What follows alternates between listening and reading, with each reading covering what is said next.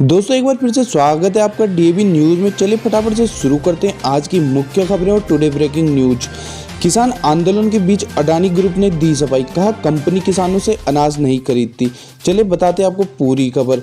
कृषि सुधार बिल के खिलाफ किसान विरोध प्रदर्शनों में अपना नाम आने को लेकर अडानी ग्रुप ने सफाई देते हुए कहा कि वह ना तो किसानों से अनाज खरीदता है और ना ही अनाज का मूल्य तय करता है। पोर्ट से लेकर एनर्जी सेक्टर तक में सक्रिय इस ग्रुप ने कहा कि यह केवल फूड कॉरपोरेशन ऑफ इंडिया के लिए अनाज के साइलोज विकसित और संचालित करता है। ग्रुप ने अपने ट्विटर हैंडल पर पोस्ट किए गए एक बयान में कहा कि भंडारण की मात्रा तय करने और अनाज का मूल्य निर्धारण करने में कंपनी की कोई भूमिका नहीं है, क्योंकि यह केवल एफसीआई के लिए एक सेवा बुनियादी ढांचा प्रदान करती है।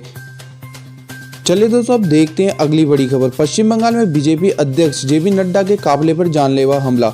हम आपको बताते पूरी खबर। पश्चिम बंगाल में भारतीय जनता पार्टी बीजेपी के राष्ट्रीय अध्यक्ष जेपी नड्डा के काफिले पर जानलेवा हमला हुआ।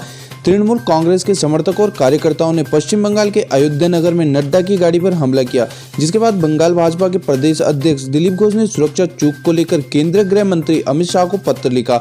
वहीं कृषि मंत्री की प्रेस कॉन्फ्रेंस के बाद किसानों ने कहा कि केंद्र सरकार 10 दिसंबर तक कानून को रद्द नहीं करते तो हम रेलवे ट्रैक को ब्लॉक कर देंगे। इसके अलावा प्रधानमंत्री नरेंद्र मोदी ने बृहस्पतिवार को नए संसद भवन का शिलान्यास किया और इस अवसर को ऐतिहासिक और भारत की लोकतांत्रिक इतिहास में मील का पत्थर करार दिया।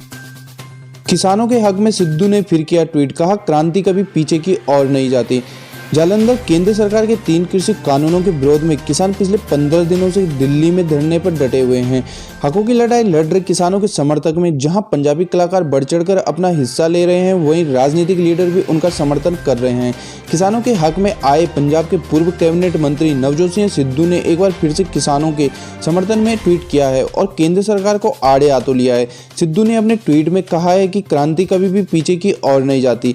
नेतृत्व की असली ताकत ना करने में है, हाँ करना आसान है। आप जो नहीं करते हैं निर्धारित करता है कि आप क्या कर सकते हैं। हर घर पहुंचे कोरोना वैक्सीन, तैयार किया गया ब्लूप्रिंट, इसी की मदद ले सकती है मोदी सरकार। मोदी सरकार ने देश में कोरोना वैक्सीन के वितरण को लेकर अभी भी कमर कस ली है।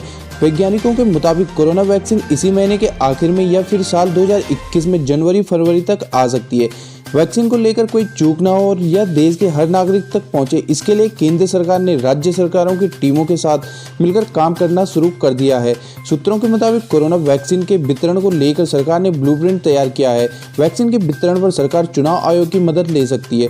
दरअसल चुनाव आयोग की पकड़ पूरे देश में हर एक कोने और एक इंसान तक है। साथ ही चुनाव आयोग के पास हर नागरिक की जानकारी है। वहीं केंद्र सरकार ने देश में अलग अलग उम्र के लोगों को फैज के अनुसार वैक्सीन देने पर विचार कर रही है। ऐसे में चुनाव आयोग के पास अधिकतम लोगों की उम्र की सटीक जानकारी है, इसलिए सरकार चुनाव आयोग की मदद से वैक्सीन बांटने का काम करेगी। सरकार कई बार कह चुकी है कि वैक्सीन सबसे पहले फ्रंट लाइन पर काम कर रहे सुरक्षा कर्मियों, मरीजों, बुजुर्गों को दी जाएगी। उसके बाद युवाओं को, बच्चों को वैक्सीन काफी बाद में दी जाएगी। इतना ही नहीं, सरकार इस काम में बूथ लेवल ऑफिसर्स बीएलओ की भी मदद ले सकती है।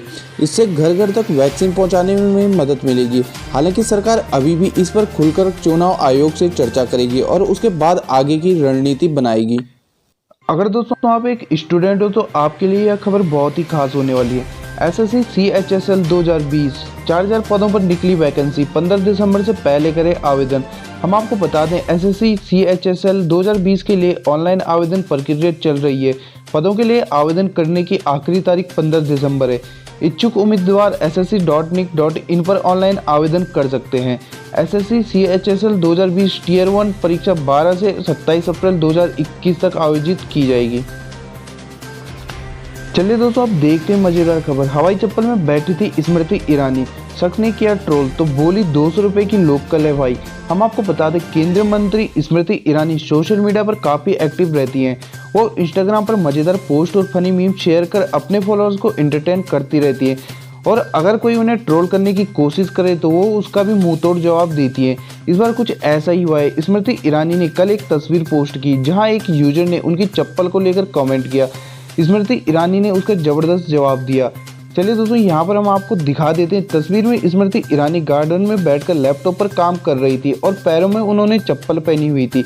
एक यूजर ने उनको ट्रोल करने की कोशिश करते हुए हवाई चप्पल लिखा। कमेंट का जवाब देते हुए स्मृति ईरानी ने लिखा, अरे भाई हवाई चप्पल है 200 रुपये वाली, अब ब्रांड ना पूछो लोकल है। दोस्तों यह आपको कैसा लगा कमेंट्स में लिखकर जरूर बताएं। चलिए बढ़ते हैं अगली खबर की तरफ। हरियाणा सरकार योगा को पाठ्यक्रम में करेगी शामिल, मुख्यमंत्री की अध्यक्षता में हुई बैठक। हम आपको बता दें, हरियाणा सरकार योग को एक अलग विषय के रूप में शामिल करने के लिए सरकार पूरी तरह से तैयार है। हरियाणा के सभी सरकारी स्कूलों में 1 अप्रैल 2021 से शुरू होने वाले शैक्षणिक सत्र में योग को पाठ्यक्रम का हिस्सा बनाया जाएगा। इसका उद्देश्य छात्रों को कम उम्र से ही योग करने की आदत को अपनाने के लिए प्रोत्साहित करना है।